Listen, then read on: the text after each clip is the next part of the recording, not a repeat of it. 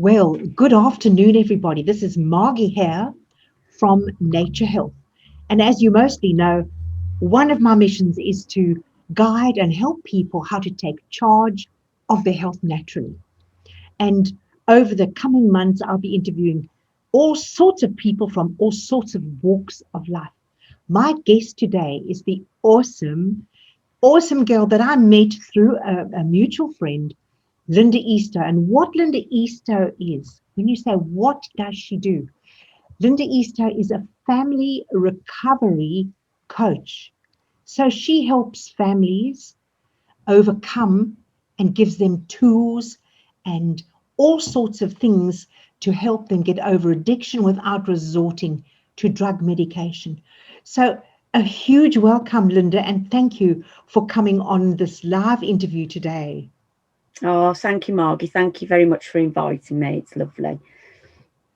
So, Linda, can you tell me how this all started, that you got involved in this area, such a specific area of health?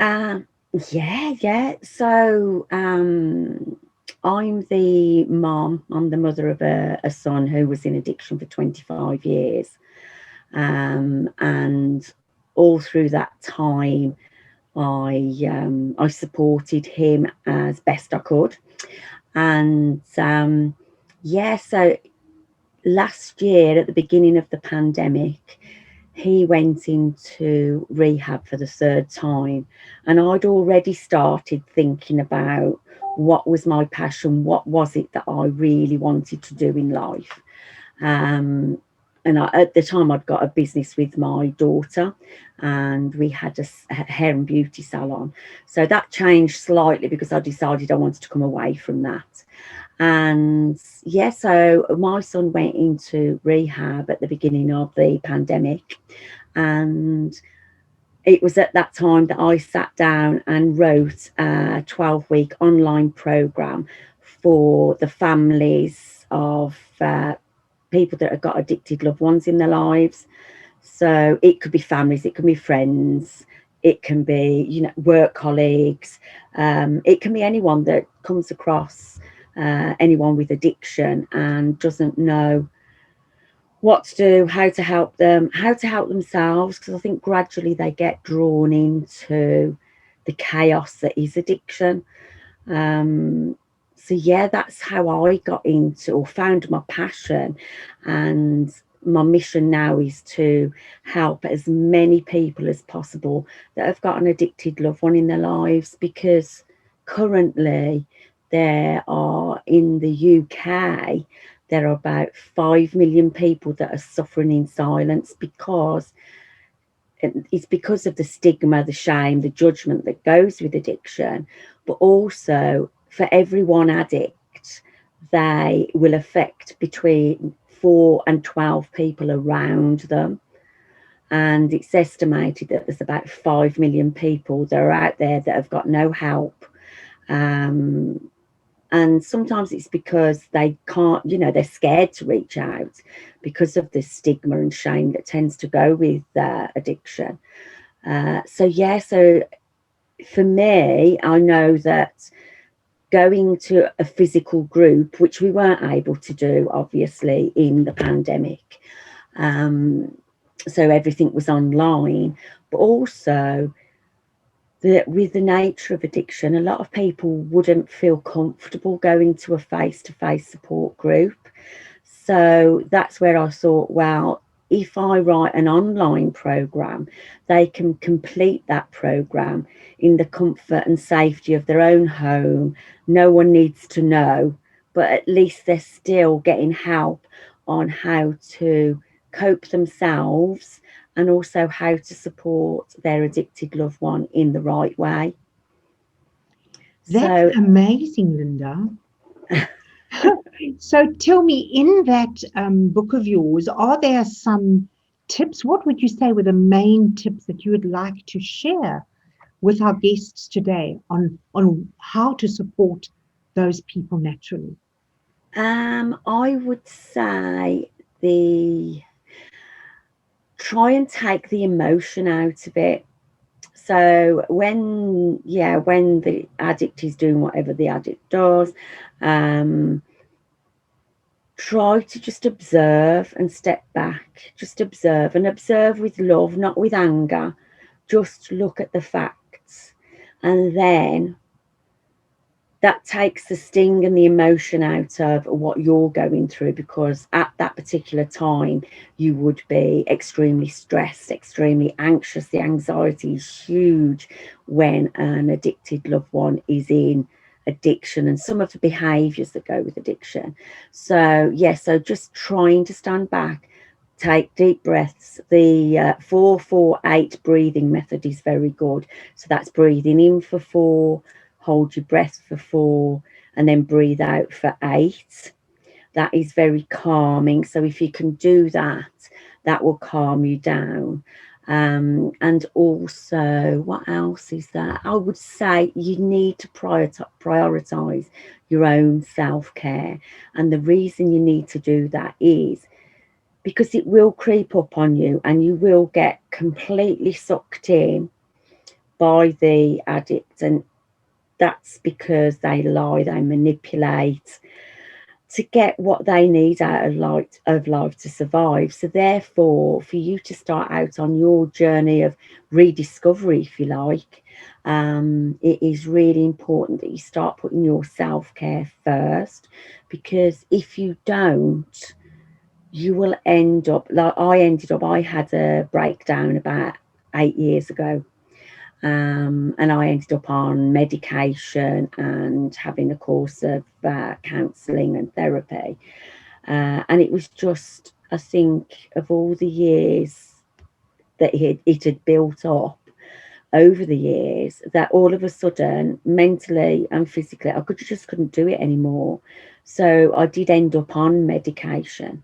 However, by following a self-care program that I created for myself, the things that work for me, and this is what I work with people to do, is to find out what works for them, because it has to be something you can do consistently, and you can put your own coping strategies in place. So when there is a chaos or a situation that's happening, you can deal with it either by breathing methods, removing yourself from the situation, and it's all about finding yourself again. It's all about finding what you like, your hobbies, what you like to do, because we tend to forget all about that, because it all ends up all about the addict, and we just forget about ourselves. So the addict becomes the most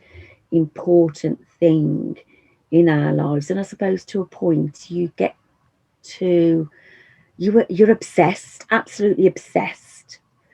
And I think one of the big things that I initially explained to people is you didn't cause it, you can't control it, and you can't cure it, but you do have choices. And I think that's what a lot of people that have got an addicted loved one tend to forget. They try to control it. They think that they can fix their addicted loved one if they try hard enough. And I think a big thing for these people is to understand they didn't cause it. It doesn't matter. They've done nothing. It is the choice that the addict's making. So it doesn't matter. You know, some people go right back to when, if it was like, I know I went back to when my son was born, and kept thinking it's got to be something that I did. However, my daughter was brought up exactly the same, and she's a successful businesswoman. So eventually I got the gist of, no, I didn't cause it. It was just choices that he made, and I couldn't control it, and I couldn't cure it, but I did have choices. Linda, what a beautiful insight for people who are living with an addict or having to cope with a child who is an addict. That is amazing. Now, Linda, I understand a little birdie told me that there's a book underway. Would you like to tell me a little bit about that? Oh, yes, it's really exciting. So the book is called The Stories of Truth and Triumph, and it's volume 2, which is about choices. Now, in this book, there are many inspirational stories, I mean, completely diverse, all sorts of different stories or chapters of things, real life things that people have had happen to them and the choices that they made. And my chapter is all about my journey and the choices that I made to get me to where I am now. And also the choices I made to change my behaviour, which in turn changed my son's behaviour in addiction, which meant that he did reach out for professional help. So, yeah, it's really exciting. And also, all the proceeds of this book are going to a charity called Megan's Space. Now, Megan's Space is a charity that supports young people who have mental health issues going on. So they work with it's for younger people, and they work with them to prevent suicide, because the way Megan's Space came about was a young lady who was training to be a mental health nurse had suffered with her mental health since she was about 15, and she took her own life September 2 years ago. She just, yeah, her mental health was that bad, and there wasn't really any help out there, because I mean, from personal experience, and like my opinion is that the mental health system, and I don't know what it's like in Australia, but over here it's just broken. It doesn't work. And to have a charity that is stepping in to support these young people, because mental health issues are affecting people at a much younger age now. People are recognising the stress, the anxiety that younger people are going through, and whether that's just the way we live nowadays, I'm not sure. But yeah, this charity is absolutely amazing, some of the work that they're doing and stepping in to help these young people. So all the proceeds of the book are going to the Megan's Space charity. So tell And me, Linda, if someone on our call today would like to buy that book and support that charity and hear all the stories, how would they get hold of that? right, so it would be by going on to Amazon, and if you search in Kindle for Stories of Truth and Triumph, and it's the volume 2 about choices, they can either pre-order it. It is actually launched tomorrow anyway, and it's coming out. It's £1.11, and anyone that's into numerology will know the significance of 1 and 11 together. It's very powerful. I'm not really into numerology, however, I do understand from conversations I've had with people, and 111 just keeps cropping up for some reason throughout the creation of this book. So it is being launched tomorrow. It's available on Amazon Kindle, and it is £1.11. That's English money. I'm not sure Awesome, what it awesome. would be. So, in closing, is there something that you might want to offer to anyone watching? Maybe a free consultation for 15 minutes, or advice they can maybe key into you? Is there somewhere where they can go if they want to get in touch with you? Yes, I have a website which is www.𝐻𝐻coaching.uk. So I can be contacted through that, or I've also got Hopeless to Happy Coaching on Facebook, and I've also got Hopeless to Happy Coaching on Instagram as well.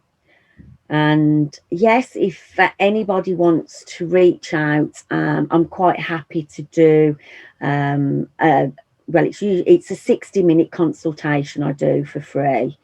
And that is to understand where they're at and to understand whether we could work together or whether there is anything I can do to help.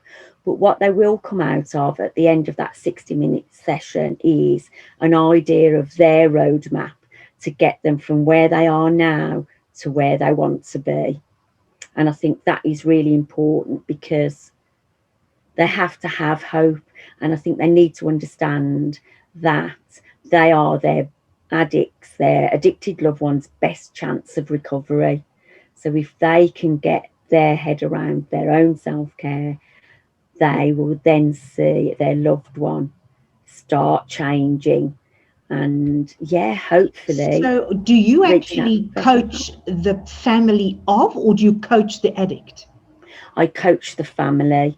So I So, it's the teach them. family of the addict that can come and have this very generous offer. Thank you so much. That is Oh, such you're a generous welcome. offer, Linda.